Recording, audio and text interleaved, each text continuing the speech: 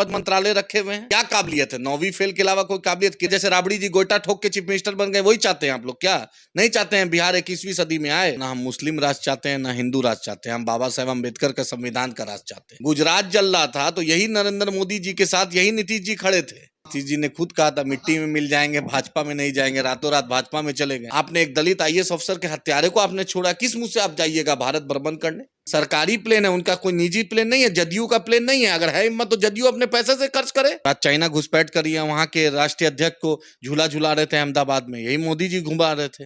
आज चाइना घुस रहा है, आईएसआई को यही मोदी जी ने भारत की धरती पे घुसने दिया। हम अपनी आखिरी नस्ल को बोल कर जाएंगे कि भाजपा मुसलमान, दलित, पिछड़ा, हर जात के खिलाफ उसने काम किया है, किसी के नहीं है। लोकसभा 2024 की तमाम पार्टियां, जो तमाम राजनीतिक संगठन हैं, तमाम पार्टियों ने तैयारी शुरू कर दी है। बिहार के मुख्यमंत्री नीतीश कुमार तमाम विपक्षी नेताओं को, चाहे वो कांग्रेस के मल्लिकार्जुन खड़गे हो, तमाम नेताओं से मिलते आ रहे हैं। उड़ीसा के मुख्यमंत्री नवीन पटनायक से भी उनकी मुलाकात होती है। झारखंड के मुख्यमंत्री हेमंत सोरेन से भी मिलते हैं। महाराष्ट्र में जाते हैं, वहाँ भी तमाम विपक्षी नेताओं से उनकी मुलाकात होती है और तमाम लोगों को एक मंच पर करने की कोशिश किया जा रहा है भाजपा के विरोध में। इस मुद्दे पर आज बात करेंगे। एआईएम के प्रवक्ता है आदिल हसन जी, क्या कहिएगा सर? आप लोग समर्थन कर रहे हैं नीतीश जी को? नीतीश जी 2024 के बाद कहाँ जाएंगे, इसकी गारंटी कौन ले रहा है? नीतीश जी ने खुद कहा था मिट्टी में मिल जाएंगे, भाजपा में नहीं जाएंगे, रातों रात भाजपा में चले गए। नवीन पटनायक साहब के यहाँ गए थे, क्या हुआ? नवीन पटनायक जी दूसरे दिन जाकर मोदी जी से मिल लिए, बोले ऐसा कोई थर्ड फ्रंट और फोर्थ फ्रंट नहीं बन रहा है। आपने देखा ना, आपके सामने ना है। भाई नीतीश जी कहाँ जाएंगे? नीतीश जी सिर्फ जानते हैं, बाकी कोई नहीं जानता है। तो भाजपा के विरोध में फ्रंट में भाजपा का विरोध बैरिस्टर असदुद्दीन ओवैसी साहब से ज्यादा कोई नहीं किया। हमने आइडियोलॉजिकल हम डिफरेंस है और रहेगा। हमने इनको, नीतीश जी ने 370 पे साथ भाजपा का दिया था, नीतीश जी ने ट्रिपल तलाक पे साथ दिया था, नीतीश जी ने सीए कानून पर साथ दिया था। कैसे नीतीश जी पे विश्वास कर ले? और 20% मुसलमानों की आबादी इस देश में है, बिहार में 20% मुसलमानों की आबादी है, लेकिन उस नीतीश जी के उस चार्टर्ड प्लेन पे मुसलमान नहीं दिख रहा है, कोई दलित नहीं दिख रहा है, कोई आदिवासी नहीं दिख रहा है। दिखना चाहिए ना। संजय झा इनको कितना वोट दिलाएंगे? ललन जी कितना वोट दिलाएंगे? उन दोनों तो एमपी एमएलए बन जाएंगे। और सामाजिक न्याय का झंडा और बीजेपी को हराने का जिम्मा सिर्फ मुसलमान, दलित, आदिवासी लिया है। इस बिरादरी को आप दीजिएगा। हमने बोला था डिप्टी सीएम मुसलमान हो, दलित हो। हमने कहा था कि इस विधान परिषद में या विधानसभा में इस चेयरमैन या अध्यक्ष हो मुसलमान या दलित कम्युनिटी से। हमने कहा था वाइस चेयरमैन हो, मंत्रालय में आप ज्यादा दीजिए हिस्सेदारी, लेकिन आपने कुछ नहीं दिया। आपने एक दलित आईएएस अफसर के हत्यारे को आपने छोड़ा, किस मुंह से आप जाइएगा भारत भ्रमण करने? नीतीश जी किस मुंह से आप जाइएगा? आपके कर तो रहे हैं भाई, कर रहे हैं। सरकारी प्लेन है, चार्टर्ड प्लेन है, फ्री का माले मुफ्त दिले बे रहे हैं। अपना तो प्लेन नहीं ना है, बिहार सरकार का, आपका मेरा टैक्स का पैसा का प्लेन है। जा रहे हैं तफरी करने, घूम के आ रहे हैं। भाई आपको भी हम प्लेन दे देंगे, आप भी पूरा इंडिया घूम के आइए। सरकारी प्लेन है उनका, कोई निजी प्लेन नहीं है, जदयू का प्लेन नहीं है। अगर है हिम्मत तो जदयू अपने पैसे से खर्च करे, जदयू अपना प्लेन लगाए। क्यों बिहार सरकार के लोग का, बिहार सरकार के टैक्स के पैसे का हो?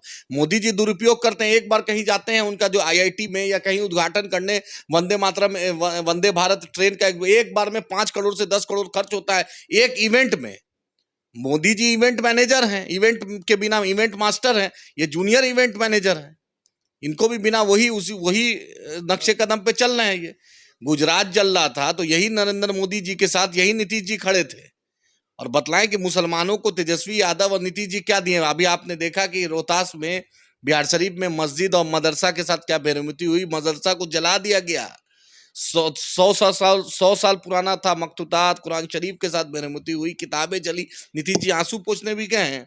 1 रुपया भी बिहार सरकार दिया। लालू जी जब थे तो कहीं सीतामढ़ी में कुछ फसाद हो या बिहार शरीफ चले जाते। बेटा में तो सामाजिक न्याय का कुछ पाठ पढ़ा नहीं, बेटा तो A to Z बोलता है। पिताजी माई माई करते थे तो उनको चीफ मिनिस्टर बना दिया, उनकी पत्नी को भी चीफ मिनिस्टर बना दिया, बेटा को भी डिप्टी सीएम बना दिया था, एक बेटा को स्वास्थ्य मंत्री, बेटी को राज्यसभा, दोनों साला साहब को लोकसभा राज्यसभा। लेकिन जब से A to Z पे आए हैं इनके पुत्र महोदय, कुर्नी भी हारे, गोपालगंज भी हारे, हार का सिला शुरू हो गया है। जो अपना मूल वोटर के साथ नहीं रहेगा, नाइंसाफी करेगा, तो उसको जनता तो जवाब देगी ना भाई। बतलाइए कितना मुसलमान राष्ट्रीय कार्यकारिणी में है, कितना मुसलमान कैबिनेट मिनिस्ट्री में है? तेजस्वी यादव में ऐसा क्या बात है जो 5 पद मंत्रालय रखे हुए हैं? क्या काबिलियत है? 9वीं फेल के अलावा कोई काबिलियत? क्रिकेट में नहीं चले, राजनीति में अनुकंपा में बहाली है, कोई पर्सनल है? कोई बतलाइए कि उन्होंने बहुत अच्छा, कोई पेंटर बहुत अच्छा है या बहुत अच्छा सिंगर है, ऐसा तो कुछ नहीं है। हर जगह पैरवी केस है, स्कूल में पैरवी में एडमिशन, मैट्रिक अभी भी है, NIOS से मैट्रिक पास कर ले तो लगेगा कि बिहार का डिप्टी CM पढ़ा लिखा मैट्रिक पास ये है। कहाँ लिखा गया है कि पढ़ा लिखा है मुख्यमंत्री? आप नहीं चाहते हैं पढ़ा लिखा मुख्यमंत्री रहे? आप नहीं चाहते हैं क्या? क्या बिहार का नौजवान नहीं चाहता है क्या? वही चाहता है जैसे राबड़ी जी गोइठा ठोक के चीफ मिनिस्टर बन गए, वही चाहते हैं आप लोग क्या? नहीं चाहते हैं बिहार 21वीं सदी में आए?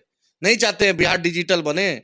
नहीं चाहते तेलंगाना की तरह, कर्नाटका की तरह या दूसरे राज्यों की तरह बिहार भी विकसित हो? चाहते हैं ना? तो कैप्टन तो होना चाहिए ना पढ़ा लिखा। जब कैप्टन अच्छा रहेगा तो उसका फॉलोअर भी रहेगा। आप डिप्टी CM बने हुए हैं तो डिप्टी CM में औसत गुण होना ना चाहिए। कर्नाटका में जीत हो गई है, बीजेपी बुरी तरह से हार गई कर्नाटका में। लोग इसे 24 के चुनाव को से जोड़ रहे हैं, 24 के चुनाव से इसको जोड़ रहे हैं कर्नाटका की जीत। भाई 2018 में भी यही हुआ था, जब कुमार स्वामी साहब बने थे और पूरा विपक्ष चला गया था उनके शपथ ग्रहण में। क्या हुआ 19 में? कौन आ गए भाई? कौन आ गए? आप बैरिस्टर असदुद्दीन ओवैसी साहब ने कहा 1 to 1 लड़ाई लड़नी पड़ेगी हर लोकसभा में, लोकल लेवल पे स्ट्रैटेजी बनानी पड़ेगी। आप नरेंद्र मोदी वर्सेस राहुल नहीं कर सकते।